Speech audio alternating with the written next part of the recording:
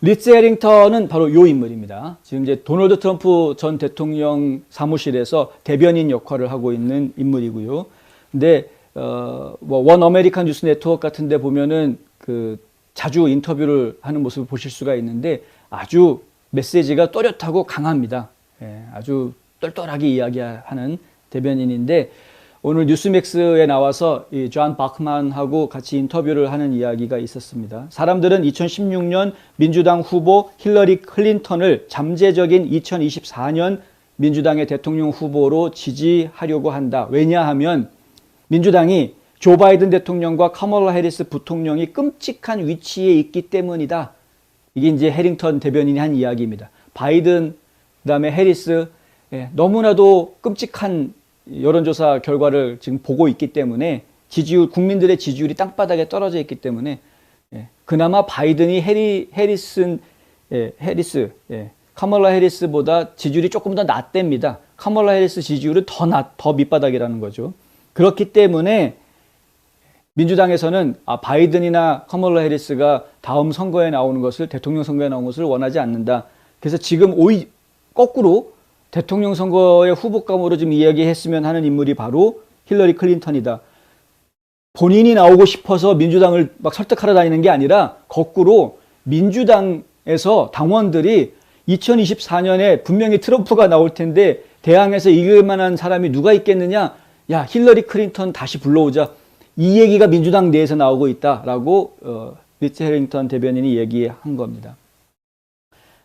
민주당에는 아무도 없다. 그들은 현재 역사상 가장 인기 없는 행정부를 갖고 있다. 아무도 조 바이든을 원하지 않는다. 아무도 카멀라 해리스를 원하지 않는다. 카멀라 해리스는 그녀의 숫자들을 보면은 틀림없이 더 나쁘다.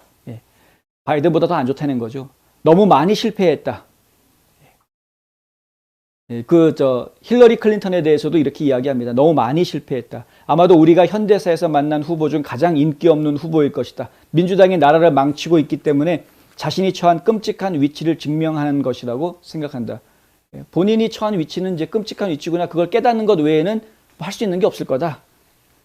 워낙에 지금 바이든 행정부가 일을 참 열심히 잘해주고 있어가지고 그럴 수밖에 없다는 거죠. 힐러리 클린턴은 백악관에서 세 번째 출마를 고려하고 있는지 여부를 아직 밝히지는 않고 있다. 대통령 출마할지 안 할지 지금 아직은 모른다라는 이야기입니다. 공식적으로 나온 것은 없습니다. 하지만은 딕 모리스 같은 그런 내부 사정을 잘 알고 있는 정치인들이 힐러리 클린턴이 또 다른 선거 캠프를 계획하고 있는 신호가 여기저기에서 보인다. 이런 이야기들 지금 하고는 있습니다. 그래서 측근들이 하는 이야기니까 결국에는 클린턴이 나오려고 하는 것 아니냐. 원래는 이제 미셸 오바마가 나오면 좋겠다라는 여론이 있었는데 미셸 오바마는 현재까지는 본인이 출마하지 않겠다고 고사하는 것으로 그렇게 알려져 있습니다. 그리고 이제 지금 이제 바이든 행정부의 끔찍한 정책에 대한 이야기들도 합니다. 이건 반복되는 이야기여서 제가 그것까지는 더 반복 안 하려고 하고요. 어쨌든 간에 그 2024년 대통령 선거를 벌써부터 사람들이 이야기하고 있고 거기에 누구를 내세울 것이냐. 근데 민주당에 정말 그렇게 인물이 없느냐. 이런 부분들 상당히 좀 안타깝죠, 저는. 왜냐하면 민주당에도 좋은 인물이 있어야 하는 것이고 공화당에도 좋은 인물이 있어야 하는 겁니다. 어느 당에 어떤 인물이 이 나라를 이끌어나게끔 자리에 앉혀놓더라도 잘할 수 있게끔 해야 되는 겁니다. 인재들은 도처에 있어야 하는 것입니다. 어느 한쪽에만 있어야 하는 것이 아닙니다. 그런데 지금 민주당에 너무 인재가 없다. 너무. 그 부티지지 하는 거 보십시오. 명색이 장관이라는 사람이 하는 행동들 보십시오. 그러니까 정말 인재가 없다. 참 갑갑합니다. 근데 그렇게 인재가 없게 된 이유가 뭐냐? 저는 이제 그 이유를 이렇게 설명드리고 싶은데요. 뭐냐 하면은 이들은 진짜 필요한 거, 진짜 핵심을 이야기하지 않고 다 거칠에만 하려고 한다. 성평등, 여성만이 고용해.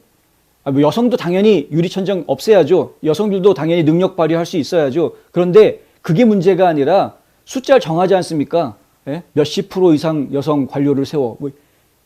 이게 다 거칠애인 겁니다. 거칠애. 쓸데없는 거칠애입니다. 우리는 성평등이야. 그러니까 LGBTQ도 좀 강요에 집어넣어. 아무런 능력이 없는데 그 자리에 앉을 능력이 없는 사람을 단지 LGBTQ 뭐 이런 상징성 때문에 최초의 아프리칸 아메리칸 뭐 최초의 에이시안 아메리칸 뭐 이런 식으로 그냥 이름 붙여주기 바빠가지고 그런 말 아무런 쓰잘데기 없는 이 타이틀들을 붙여줘가지고 자리에 앉혀놓으니까 일이 돌아갈 수가 없는 거죠. 제대로 일할 수 있는 사람들을 앉혀놔야 되는데 바이든도 마찬가지입니다. 제대로 일할 수 있는 사람을 앉혀놔야 되는데 그래도 40년 정치 경력이 있으니까 잘하겠지. 개뿔 잘하기는 뭘 잘. 예. 그러니까 뭐든지 거칠애에 빠져버리고 핵심을 잃어버리면 그럼 망하는 겁니다. 예. 거칠애에 빠져서는 안 된다. 핵심을 지켜야 된다. 굉장히 중요하다라는 이야기 다시 한번 해드립니다. 지금 뭐 한국도 마찬가지죠. 한국도 대통령 후보 지금 선거 열심히 하고 있는데 자꾸 겉모습에 빠지려고 하면 안 된다. 예. 진짜 속을 꿰뚫어 봤으면 좋겠다는 겁니다. 근데 인생을 좀 살아보신 분들은 이렇게 자세히 그 사람 이야기를 듣고 쳐다보고 있다 보면은 속이 꿰뚫어 보이는 순간이 있지 않습니까? 어느 정도 인생을 사신 분들은.